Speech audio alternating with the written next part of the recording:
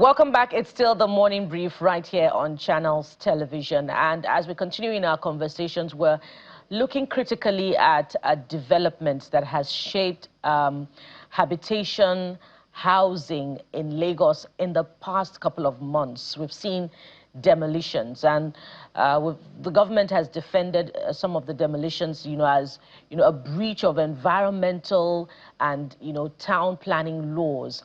And the latest, besides that of Shoki that we've seen, has been the Makoko demolitions, and we've seen the protesters, some of whom are residents of Makoko and I believe Oworo. They took to the government headquarters in Lagos yesterday protesting, and there were reports that some were dispersed with tear gas. So let's get to have this conversation, talk to some of the people affected, and of course members of the civil society, as we seek perhaps an enduring solution to the challenge of accommodation for residents in these areas subsequently. And so joining us on this particular one this morning, we have Jude Ojo, community leader, Otumara. All right, we'll have Jude Ojo join us shortly, but we also have Yemi Ademolekun, board member, EIE Nigeria, who joins us virtually this morning. Mr. Ademolekun, thank you so much for joining us on the program. Thanks for having me. Morning. Good morning. And so we've had the government, defend some of these demolitions as aiming to protect lives and property and address security concerns. Of course, in Oworo and in Makoko, we've heard that there's supposed to be a distance from a particular setback, a measured setback from the ocean and the bridge. But the manner of the demolitions comes into focus again, and the treatment of the protesters. How do we get the message, across to government about better management of these demolitions? Thank you. I'm not quite sure that they don't understand. It would seem to me, or to most of us who are advocating for those in the community, that it's just a choice. It's a choice that this is what we want to do, and we're going to do it because we think we can get away with it. As you rightly said, the recent one with Makoko is not the first. This has been going on over the last decade, perhaps. And in most recent time, it's been going on since, I believe, October. So it's really just impunity, to put it very mildly, that we can't do this and we're going to get away with it. And so the excuses that have been given, for example, setback, first it was 30 meters, then it was 50. Then the community said, you know what, we'll give you 100. And as they said, they actually put flags there so that this will mark where you say you need, and then you can take off everything else. And they were prepared for that. But it's interesting that the flags reminds me of what happened with NSAS 5 years ago, when protesters thought that by waving the national flag, that they were safe. They sat down, waved the flag, and they were killed. So the same thing with Lagos and saying that it's 30 meters, then 50, then 100. Look, let's be very honest with ourselves. Waterfront property anywhere in the world has commercial value, and significant commercial value if you're able to get more people to live there who can pay premium. Then they can pay more taxes to the government gets more money. I get it. I get urban renewal, I get gentrification, I get all of that. But the simple request that is being made is that you can't take land away from people who this is their home. This is for those who fish, this is their means of livelihood, and they've lived there for decades, 3-4 generations. And the way you are moving them is just by destroying their property. And then Governor Sanwo-Olu says he's going to give palliatives and grants. I'm sorry, my understanding of a palliative is a temporary measure that you're using to until a permanent solution is found. So destroying the homes in Makoko is not something that suddenly happened. It's not that fire suddenly happened, or I don't know what else, like a natural disaster, so that you didn't plan for it. So you then have to give palliatives and a stopgap measure until a plan is made. We've been trying to destroy Makoko for a decade. You can't tell me that what is due to the people who live there are palliatives. They are due compensation for the land that you're taking them from, and to ensure that what you're compensating them is enough for them to get somewhere else to live. Either you're providing that somewhere else for them to live, or what you give them allows them to get somewhere else. I mean, look at the images that you're showing. What is that? And then when we say that it's also causing death, or that the Lagos state government is responsible for deaths of citizens, the commissioner of police yesterday got very agitated because he was being accused of having blood on his hands. But they do. You can't destroy homes without warning people. You can't come and destroy homes where people are sleeping and there are documented people who have died. Not only have they died from the demolition, but they've also died from the consequences therein. Health issues. There was a lady that was in a canal, was in childbirth, and they were begging the Caterpillar guy to just move so the canal can pass and she can get health care. The Caterpillar refused to move and the lady died.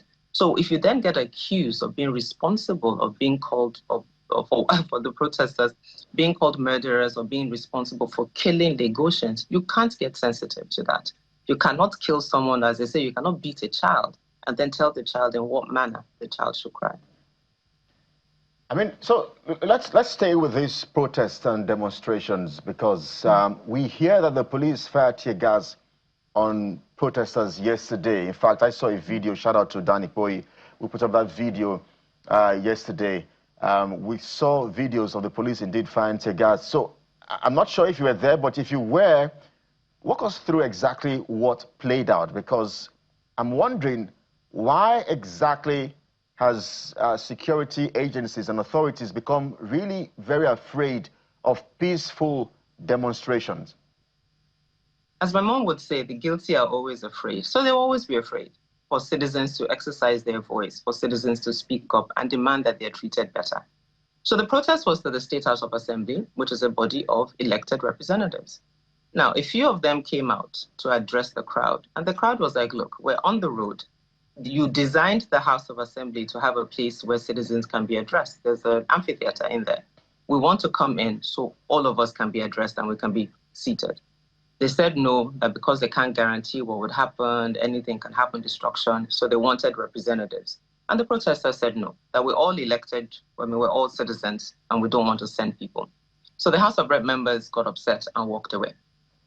And so Taiwo Hassan, aka Soweto, then told, and this one I saw, and so when the Commissioner of Police uses language like riotous, disruptive, they were about to break into the State House of Assembly, without mincing words, he is not telling the truth. I was there and I challenged him himself, so he can say that I told him that to his face, that he's not telling the truth. What Taiwo Hassan politely said very calmly and said that, well, since we elected them and they don't want us to come inside, we're going to sit down. We're going to share water and share gala so people can be refreshed, and we'll see how it goes. It was literally shortly after that that they started firing tear gas. Even people hadn't even gotten to the point of sitting down. I mean, some were already seated. But to respond to Taiwo's call, people hadn't even gotten to that point. Now, the Commissioner of Police also says that we're about to block the road. Again, he is not telling the truth. When I arrived at the protest ground yesterday afternoon, I joined it a bit late. As I came in through the ShopRite entrance, they had blocked the lane closest to the House of Assembly coming from ShopRite. So that lane had no cars, already was close to traffic. So for the Commissioner of Police to say that by sitting down on the road, they'll be stopping the flow of traffic again is not true. On that access, there were two lanes, so only one lane was open for traffic. So the lane where people were going to sit had already been blocked by the police from the ShopRite end. So to then make claim that it was the citizens that was going to block it was not true. And then again, might I add, if citizens come to protest to you, you refuse to let them in, are you expecting them to stand and ad infinitum? Sitting is the easiest way to have a crowd and manage a crowd, because then there's no movement. People are not, you're afraid of people barging in to the House of Assembly. I'm sorry, if I'm seated, it'll be kind of hard for me to barge in anywhere.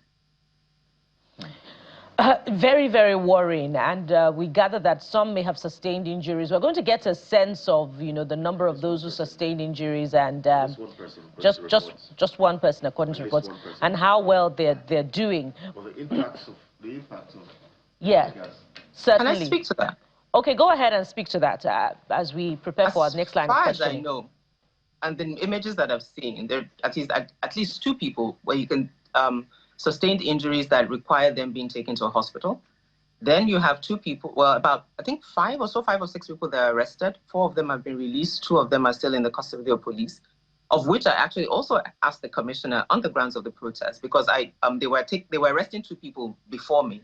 And he said, in fairness to him, he said, because of my recognizance that he knows me, that the two of them, he would release them. And I asked him directly, do you have anyone else? And he said no. Then we found out later that they had 6 people. And then, as I said, 2 people in the hospital. But you can't count people who are injured just if they have physical injuries and needed hospitalization. I was there, tear gas in my face, tear gas in my throat. Other people had that, would cough somebody. I mean, quite a number of people talked about their chest still paining them. I mean, not hospital worthy in that sense, but that doesn't mean they didn't suffer injuries. By the time we were leaving, people's shoes, people's wrappers, people who were selling food, that's somebody's source of income that would got damaged, that was there. I was picking up people's shoes and people's wrappers to just put them in a pile to get them to them. The police said they were evidence, so that I shouldn't touch them. So just to add that. And the last point, just in case I don't get to come back, I need to make this point. The State House of Assembly, where we protested too, has 40 members who have decided that they want to spend taxpayers' money to buy houses for themselves in Abuja. So let's be clear. It's not that Lagos doesn't have money to settle or compensate.